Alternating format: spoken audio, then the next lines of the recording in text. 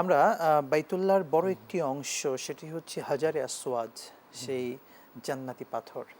সেই হাজারে আসওয়াদ এই পাথরটি হাজী সাহেবদের কাছে এত গুরুত্বপূর্ণ কেন?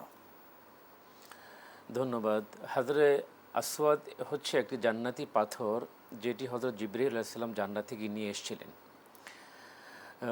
হজরত আসওয়াদের কোণ থেকেই কিন্তু আমরা জানি যে এই তাওয়াফ শুরু হয়। জি। হজরত আসওয়াদটি যেখানে খানায় কাবা বাইতুল্লাহর যে জায়গায় স্থাপন করা হয়েছে, সেই কোণ থেকেই তাওয়াফ শুরু হয়। জি।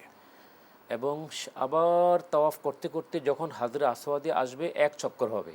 জি। তখন হাদি সাহেবরা যাদের এরকম সামর্থ্য আছে, তারা এই পাথরকে চুম্বন করেন।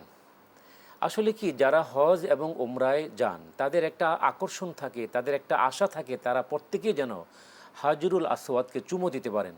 কারণ হাদিস শরীফের মধ্যে আসে, নবীজি বলেছেন, যে ব্যক্তি এই পাথরকে চুমো দিবে সে নিষ্পাপ হয়ে যাবে, তার কোনো গুনাহ থাকবে না। এই সুবহানাল্লাহ। পাথর চুম্বকের মতো তার গুনাহগুলোকে চুম্বকের মতো নিয়ে নিবে, ওই ব্যক্তি সুবহানাল্লাহ। আর কোনো গুনাহ থাকবে না। এখন ভিড়ের কারণে অনেকের আশা থাকে, কিন্তু তিনি চুমো দিতে পারেন না। তখন দূর থেকে যদি কেউ বিসমিল্লাহি আল্লাহু আকবার ওয়ালিল্লাহিল হামদ এটা বলে যদি কেউ এই হাত এইভাবে করে, তাহলে সে কিন্তু সুন্নত আদায় হয়ে যাবে এবং উনিও কিন্তু সওয়াব পাবেন, উনি কিন্তু নিষ্পাপ হয়ে যাবেন।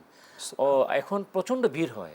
জি। ভিড়ের কারণে যদিও প্রত্যেকের আশা থাকে যে আমি যদি একবার চুমু দিতে পারতাম।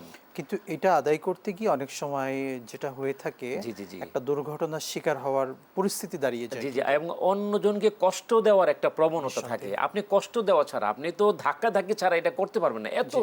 ওখানে এত ভিড় হয়।